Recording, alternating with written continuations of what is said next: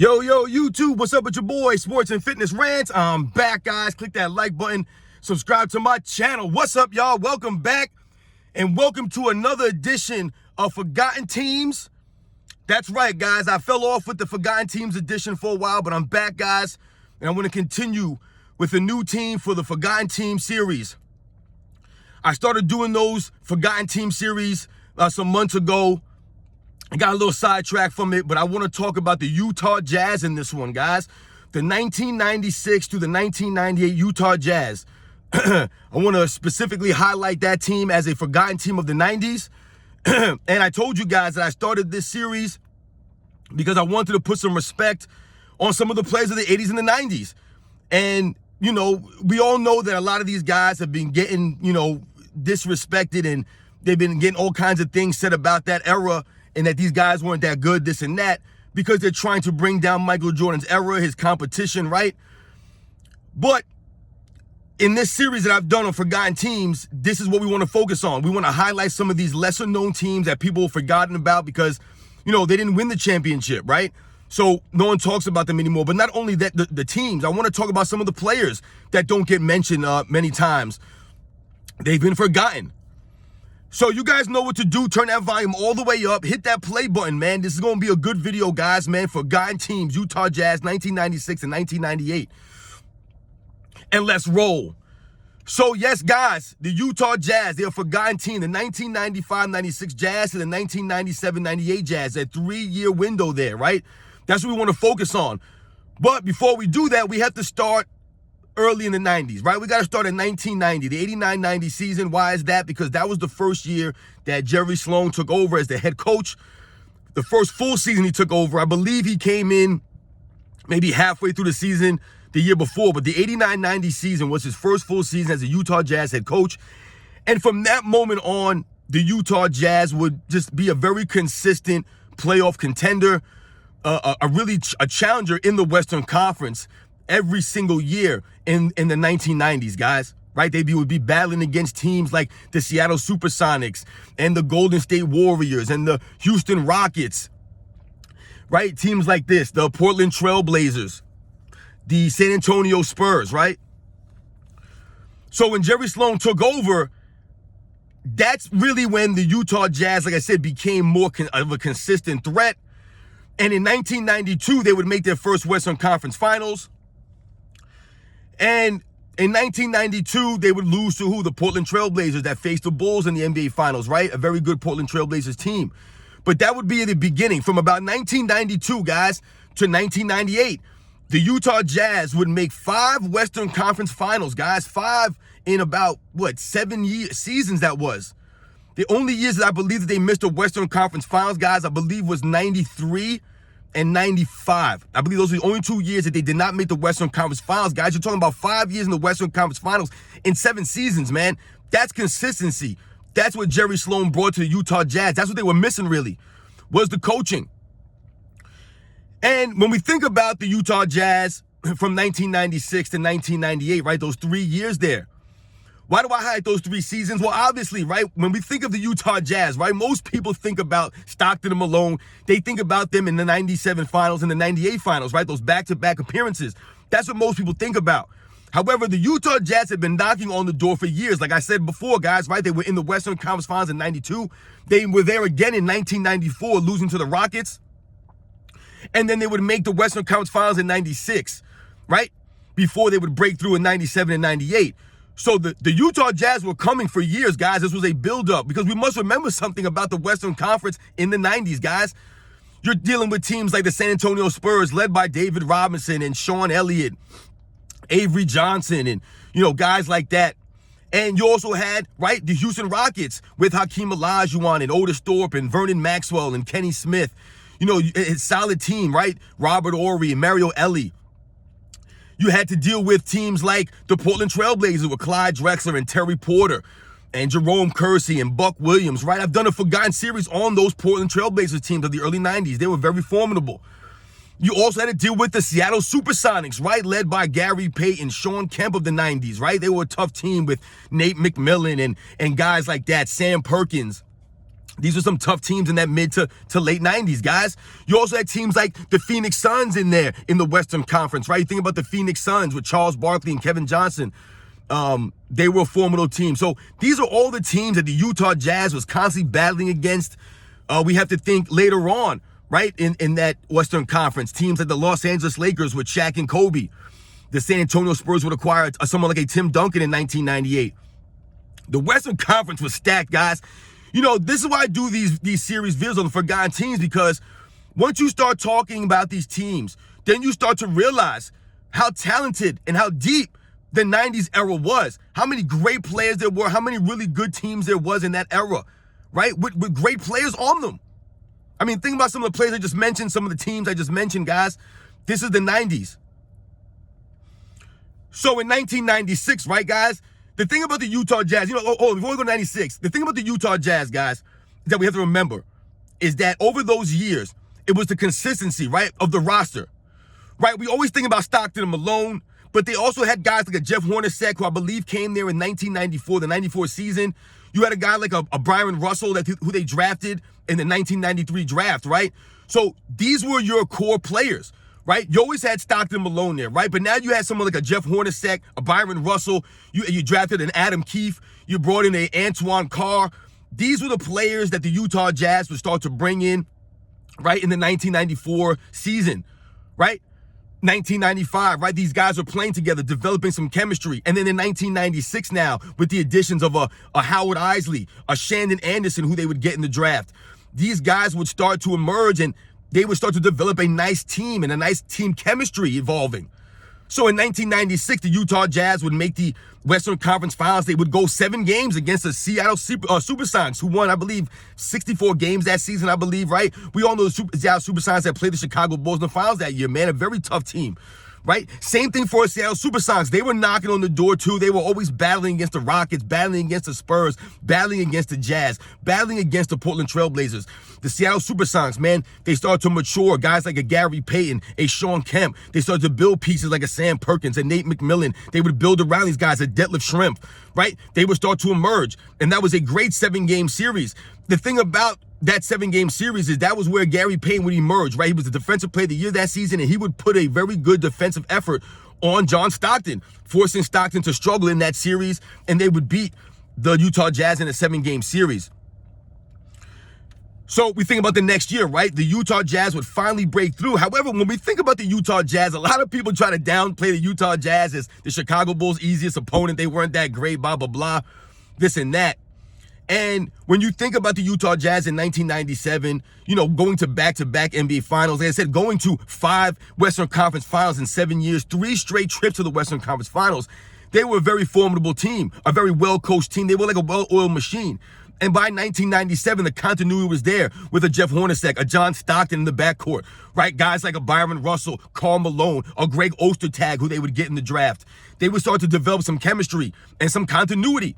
And in 1997, it would show, where they would go on to the first NBA Finals by beating teams like the Los Angeles Lakers with the young Kobe Bryant, Shaquille O'Neal, right? They would beat them in the semifinals, I believe.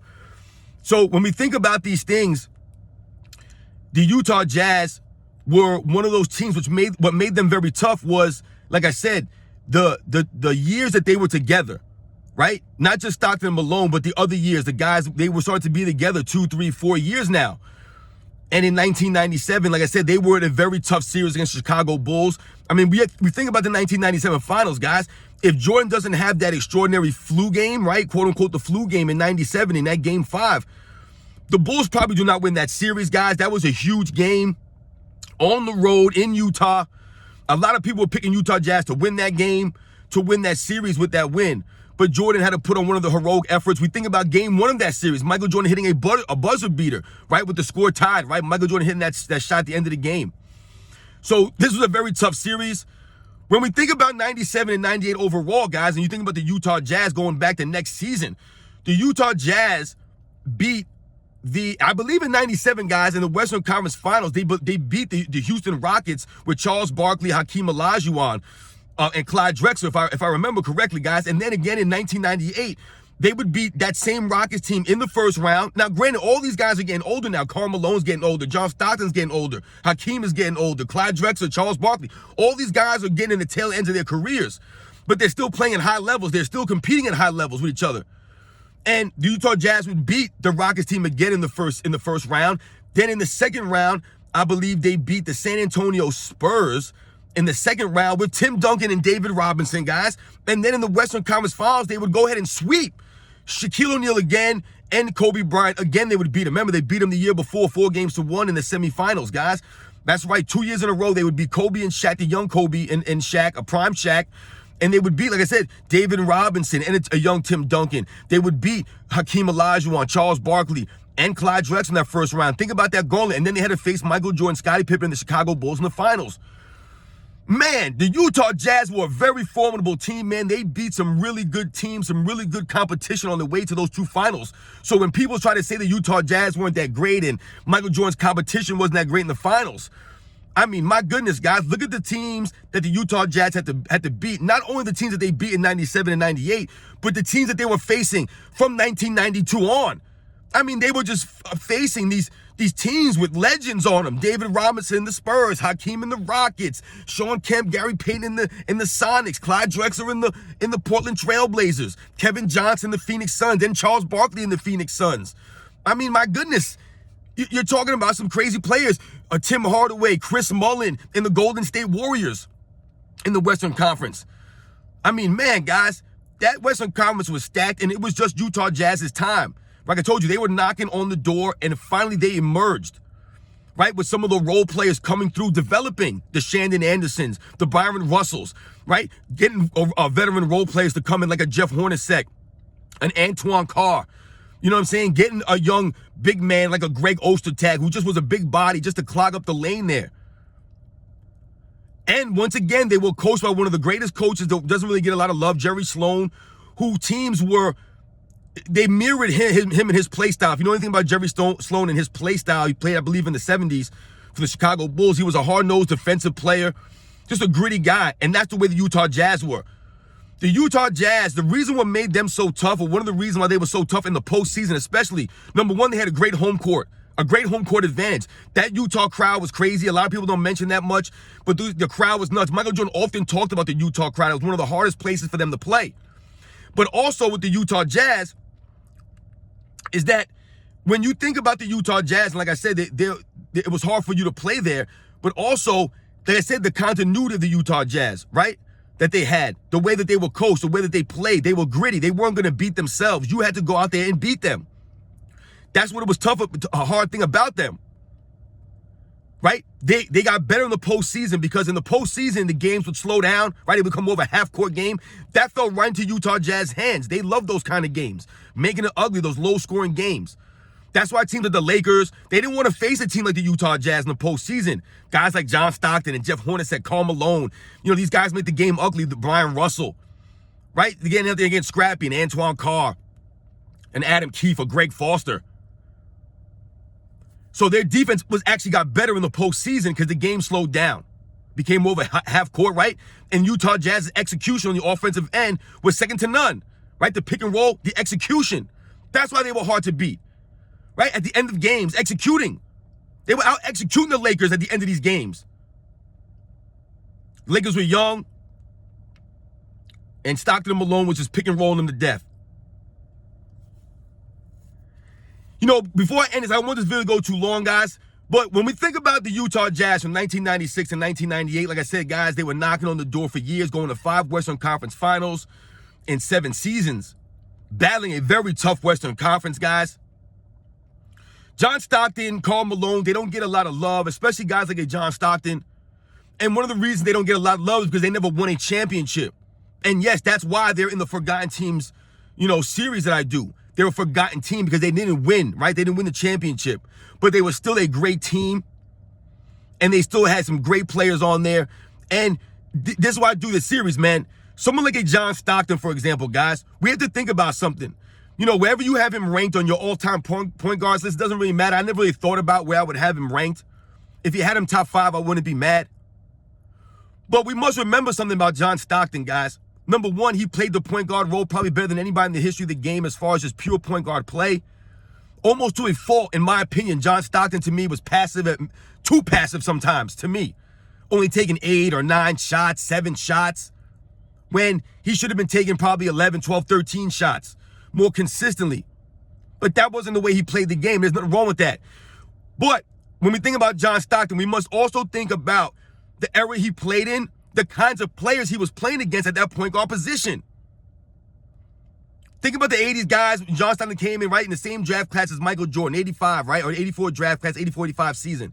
From the mid to late 80s into the 90s to his entire career. Think about the point guard play. Obviously, Magic Johnson, Isaiah Thomas, right, 2 all-time legends. 2 of the probably top 5 point guards of all time, right? Then you have to think about some of these other guys, though, right? A Kevin Johnson, who should be in the Hall of Fame, guys, in my opinion. Some of these other guys like a Terry Porter, a Derek Harper, a Rod Strickland, a Tim Hardaway, a Gary Payton. These are the point guards that John Stockton was going against, guys, in the Western Conference. Everybody except for Isaiah Thomas I had mentioned, they all were in the Western Conference, guys. Every single year, John Stockton was battling these guys. Even someone like Mahmoud Abdul-Rauf for the Denver Nuggets, who I didn't mention played the Utah Jazz, right, in the playoffs, I believe, in 94, I believe. So shout out to the Utah Jazz, man. Guys like John Stockton, Karl Malone, Greg Ostertag, Byron Russell. We all know Byron Russell, right?